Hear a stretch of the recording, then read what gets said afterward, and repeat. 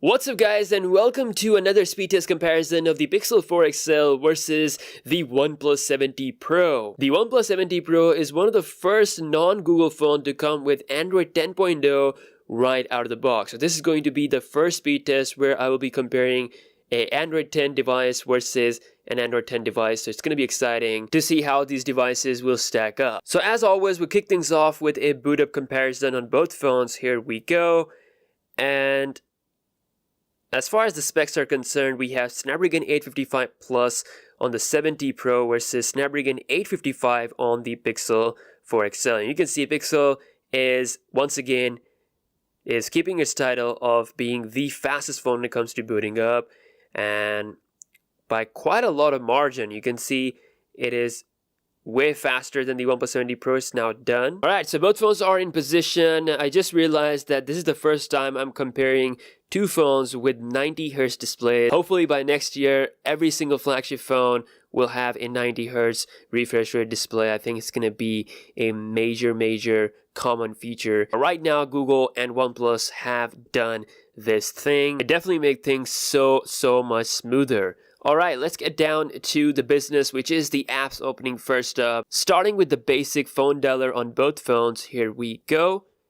And that was super quick, I would say. Draw on both phones. Okay, moving on to settings. And that was, again, it felt about the same on both phones. Moving on to some third-party actions, starting with Subway Surfers. And that is faster on the Pixel 4 XL. So mind you, this is Snapdragon 855 and this is Snapdragon 855 Plus. So what you're seeing is pretty exciting and interesting, obviously. So next up, we've got Reddit, and that is super quick on both phones. I think that's about the same on both phones. If we go ahead and scroll around, and okay, a bit of weird scrolling on the OnePlus. I think I just have to give it a second to load up, and now it's smooth on both phones. So let's just leave it there. Sora. And that's a little bit quicker on the OnePlus 7T Pro. Checking out Call of Duty. And let's see. Can the OnePlus 7T Pro beat the Snapdragon 855 powered Pixel 4 XL in terms of game loading times? And no, okay, Pixel faster with Call of Duty loading time. Let's just close this. Next on the list is Asphalt 9. This is really interesting. Snapdragon 855 being faster than 855 Plus. Exciting. Both phones are on the loading page, and Pixel 4 XL once again beats OnePlus 7T Pro in terms of loading up of the Asphalt 9. Incredible performance. I mean, apps opening speed has been amazing on this phone throughout in all of my tests, apart from the RAM management. If Google just fixed that, I think this could very well be the fastest phone of this year that I've tested out so far. I'm not even kidding. Like, this is really good performance, and it's quite surprising because I did not expect it at all, especially not against the OnePlus 7T Pro. So going to launch Spotify on both phones, and that felt a little bit quicker on the 7T Pro. YouTube, and that's about the same, bit of different feed, but about the same result on both phones. Twitter, and once again, feels like a draw. OnePlus showed the refresh thingy a bit quicker there, but pretty much very smooth performance on both phones. Just leave it there. We've got GTA San Andreas on the list as well. And once again, both phones are neck and neck. Alright, time to start the game at the same time. Boom! Yay! And Pixel 4 XL wins once again. Ooh, this is amazing, guys. Are you seeing what I'm seeing? This is so good. Okay. Really nice performance. Pixel 4 XL is really bringing the fight, man. This is pure Android. You know, you can have the same hardware or even better hardware, the Snapdragon 855 Plus on the 7T Pro, but the pure Android is giving this phone the edge for sure. Next on the list, we have Photoshop Express. Let's do some 8K image editing. That's about the same on both phones. The 8K image is on the timeline, so I'm putting the vibrancy all the way to the max, setting the sharpness to 100% as well. Okay, and clarity to 100% as well. Adding some dehazing, and let's just export this image to full 100% quality. Again, same GPU. This is where OnePlus could actually win because, you know, it has a higher clock GPU, so it's just gonna do this at the same time. Save to gallery on both phones, and let's see. Alright, both are taking some time, and OnePlus is done. Okay, so I was right with this prediction because obviously higher clock speed, 855 Plus is better with the rendering stuff. So moving on, Instagram application, and that is definitely quicker, slightly quicker on the OnePlus 7T Pro. We check out the scrolling speed, it's definitely really quick on both phones. Loading up my profile, felt a little bit quicker on the 7T Pro. Going back, checking out Instagram camera speed, that's about the same.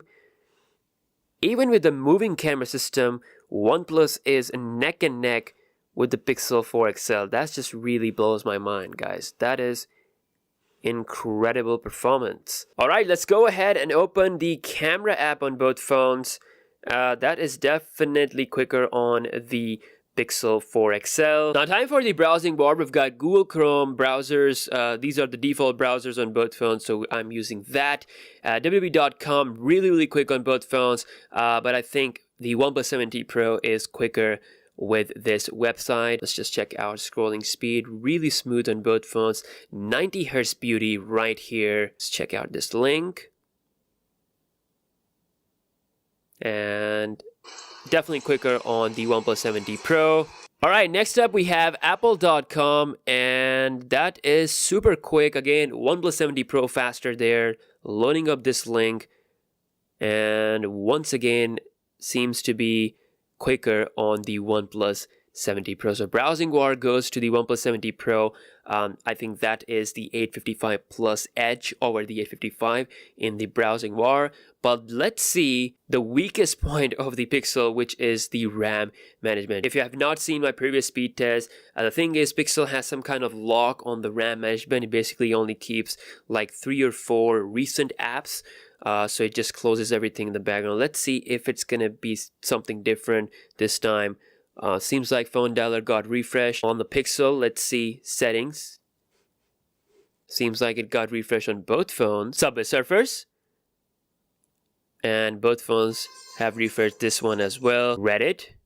And that also got refreshed on both phones. OnePlus is refreshing the applications definitely because of its gaming mode. Quora, that is still there on the OnePlus, whereas Pixel had to refresh this. Call of Duty, that got refreshed on both phones. OnePlus, again, because of its gaming mode, it is doing all those refreshes. I mean, this is not that good. Pixel, obviously. Asphalt 9, that is still there on the OnePlus.